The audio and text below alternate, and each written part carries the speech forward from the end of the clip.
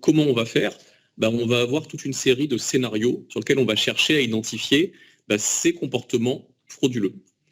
La plus grosse problématique est que quand on définit un scénario avec uniquement quelques règles, j'ai un montant supérieur à temps, avec une plus-value supérieure à temps et une information financière, on arrive moyennement à détecter les abus de marché, mais surtout, on génère un flot incroyable de fausses alertes. C'est-à-dire qu'on va ressortir plein d'alertes sur les transactions qui, en fait, ne sont absolument pas des abus de marché quand on les analyse dans le détail.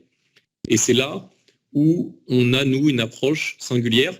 On utilise une technologie exclusive développée par Afterdata qui allie à la fois un concept de micro-segmentation. Ça veut dire la capacité à affiner très précisément les scénarios, les comportements qu'on va vouloir faire ressortir.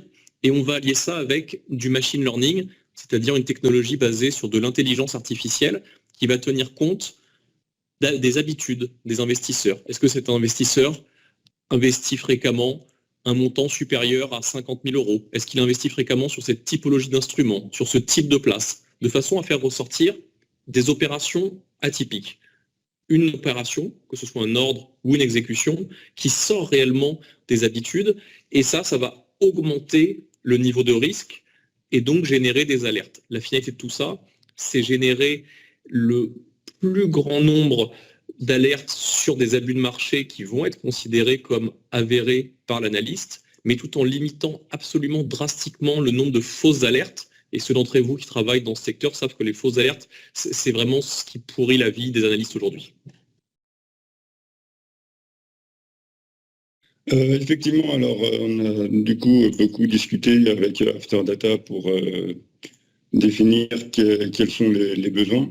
Donc il a sorti en fonction des scénarios plusieurs données possibles, donc forcément des données de cours, des données de volume, des carnets d'ordre, et également la possibilité de récupérer ces informations en historique, alors soit un historique end of day par exemple, un cours de clôture, un cours plus bas, un cours plus haut, les volumes de la journée, pour déjà identifier en fonction des scénarios certains schémas. Ça peut être également des intraday, mais par exemple des intraday filtrés. On n'a peut-être pas besoin pour certains scénarios de tous les cours spot, juste un résumé toutes les 10 minutes ou toutes les 5 minutes avec les mêmes informations, plus haut, plus bas sur la période, les cours moyens pondérés et les meilleurs bid-ask ou des choses comme ça vont permettre également d'alimenter ce type de modèle. Et pour d'autres scénarios en question, on a vraiment besoin à une date précise de tous les spots avec toutes les informations de marché sur ces spots. Et après, en fonction, ils vont définir leurs requêtes et interroger notre donnée par ce biais. Comment effectivement le récupérer? Il y a eu plusieurs questions également. On a des outils, un outil Market Data massif qui permet de s'abonner à tous les marchés, de récupérer tous les cours comme on dit, tick by tick. Et après, ça aurait fait beaucoup d'informations à Afterdata à ingérer, à décoder et après à implémenter pour après en plus mettre les alertes, faire ses études sur ces sujets.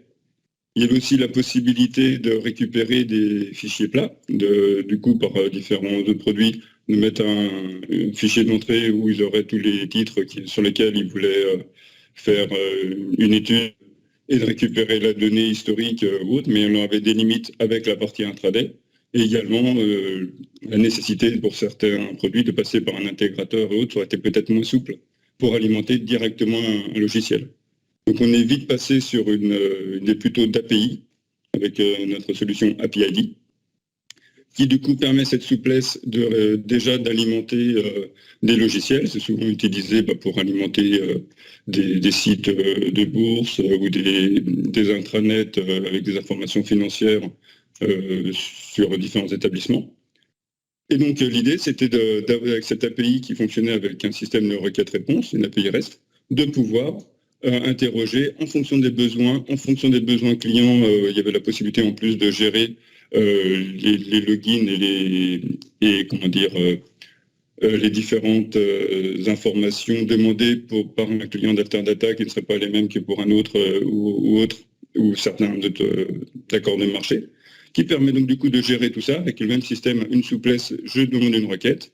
Avec cette même API, je peux demander justement le type de données souhaitées, avec à la fois des historiques, des personnalisations complètes justement de périodes filtrées quand je le souhaite.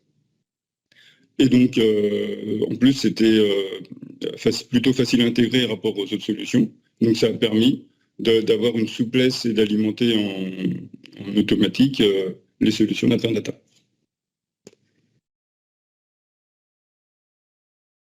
Une intensification des contrôles et une exigence de plus en plus importante sur l'aspect qualitatif de l'application de cette réglementation.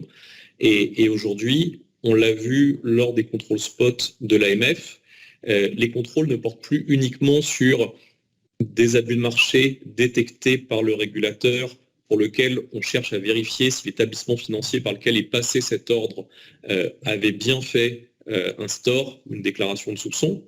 On a de plus en plus de contrôles qui sont des contrôles sur le process, sur l'organisation, et ces contrôles s'intensifient, sont de plus en plus importants. Et ces contrôles vont concerner évidemment les outils.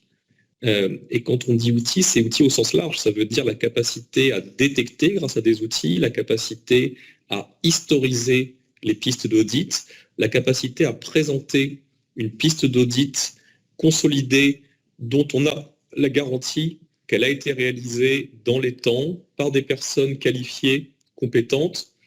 Donc cet aspect archivage de l'information avec un aspect infalsifiable de l'enregistrement est quelque chose qui devient clé.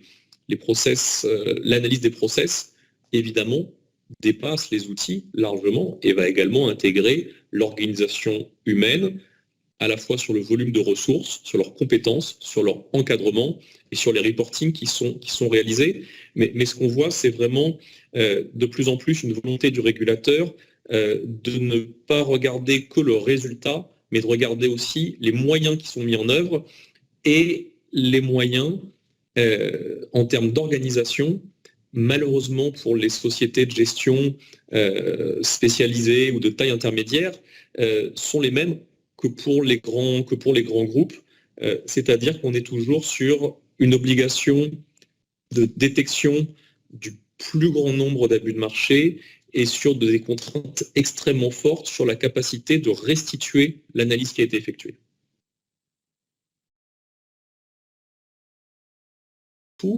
Que selon les clients, on pouvait avoir une précision dans la donnée, une interrogation des places, une interrogation des actions financières qui pouvaient s'adapter. Et cette capacité à faire du sur-mesure, à s'adapter aux besoins clients, pour nous, a été un point essentiel du partenariat avec SIX.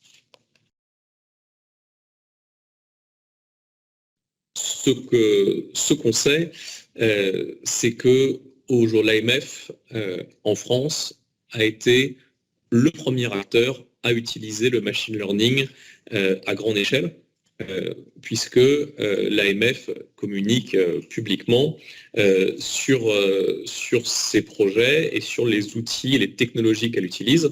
Et donc l'AMF utilise aujourd'hui, depuis d'ailleurs un certain temps, le machine learning pour analyser des flux qui sont forcément les plus importants de France, puisque par définition, l'AMF a l'ensemble des flux financiers à sa disposition, contrairement à chaque acteur qui n'en a qu'une partie. Donc c'est une technologie qui est utilisée depuis maintenant plus de 2 ans par l'AMF, qui continue à l'utiliser, qui la développe. Et même si l'AMF développe ses propres outils, évidemment, Alterdata développe ses outils en tant qu'éditeur, on utilise les mêmes concepts technologiques et les mêmes briques technologiques avec cette alliance de machine learning. Donc, pour répondre à la question, ce que l'AMF en pense, je ne sais pas. Ce que l'AMF fait, c'est qu'elle l'utilise et qu'elle y trouve vraisemblablement un réel intérêt puisqu'elle continue et investit beaucoup sur cette technologie. Machine learning qui permet d'identifier des comportements qui, N fois, ont été considéré comme ne relevant pas d'un abus de marché, parce que pour une typologie de clients, sur une typologie d'instruments, ce comportement, en effet, ne correspond pas à un abus de marché, mais peut-être que pour une autre typologie de clients, ça va correspondre à un abus de marché. L'intérêt du machine learning, c'est la capacité d'analyser un très grand nombre de critères et de trouver des similitudes sans qu'elles soient exactement les mêmes. Vous savez, c'est un peu le principe du nuage de points sur lequel vous voyez beaucoup de points qui sont relativement proches, mais pas identiques. Et ça, avec des règles de gestion, le proche mais pas identique, on ne sait pas faire, c'est pas possible. La vertu du machine learning, c'est de trouver des choses qui sont globalement proches, mais sans avoir à définir la centaine de critères qui définissent ce globalement. Donc en effet, le machine learning est extrêmement vertueux pour diminuer les fausses alertes. Et quand il diminue les fausses alertes, ça a deux intérêts essentiels. D'une part, ça veut dire qu'on n'épuise pas les ressources avec un grand nombre de fausses alertes, mais surtout, si j'ai un peu moins d'alertes à traiter, je vais bien traiter mes alertes et je ne vais pas prendre le risque de passer à côté d'une alerte qui a été générée à bon escient parce que je vais trop vite, parce que j'ai un trop grand nombre de fausses alertes à traiter et donc je suis obligé d'écluser les stocks parce que j'ai des obligations de délai aussi vis-à-vis du régulateur, mais à travailler trop vite, c'est la double peine pour la banque parce que ça me coûte cher en ressources et je prends le risque de passer à côté d'une alerte générée à bon escient.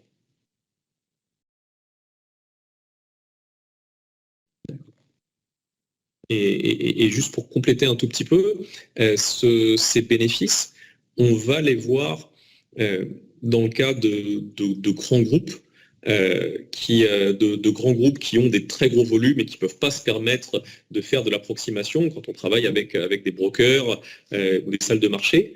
Mais on va les retrouver également sur des sociétés de gestion. On a aujourd'hui parmi nos clients des sociétés de gestion qui ont quelques dizaines d'ordres par jour, mais qui ont un responsable conformité dont l'activité à but de marché présente 10% de la charge de travail. Et il est tout seul. Donc il n'a pas le temps non plus de passer une demi-journée à traiter des fausses alertes. Donc c'est une problématique qu'on retrouve à la fois chez nos clients, parmi ceux qui passent le million de transactions par jour, comme ceux qui ont 10 transactions par jour. Aujourd'hui, en moyenne, chez nos clients, par rapport aux outils qu'ils utilisaient auparavant, on divise par 2 le nombre de faux positifs. Et ce résultat qui est extrêmement important, on l'obtient grâce à 2 technologies. D'une part, la micro-segmentation, c'est-à-dire qu'on va avoir une capacité à définir extrêmement précisément tous les paramètres d'un comportement frauduleux qu'on veut identifier. Et le fait d'être très précis dans la définition du comportement, on va pouvoir éviter d'embarquer avec des transactions qui n'ont pas de rapport avec le comportement qu'on veut anticiper. On assiste nos clients dans leurs échanges avec l'AMF, surtout quand on est sur du process et qu'on rentre dans le détail des modalités de détection d'une typologie particulière d'abus de marché. On se met à disposition de nos clients et on participe concrètement à certaines réunions lors de contrôles de façon à spécifier, expliquer très clairement les modalités de contrôle, et plus on arrive à donner de détails et plus on est précis avec l'AMF, mieux ça se passe. Donc en effet, on assiste nos clients quand ils ont des questions sur les outils ou qu'ils ont besoin d'informations un petit peu plus précises à mettre à disposition lors d'un contrôle AMF.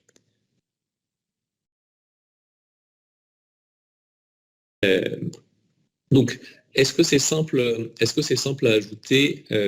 Oui.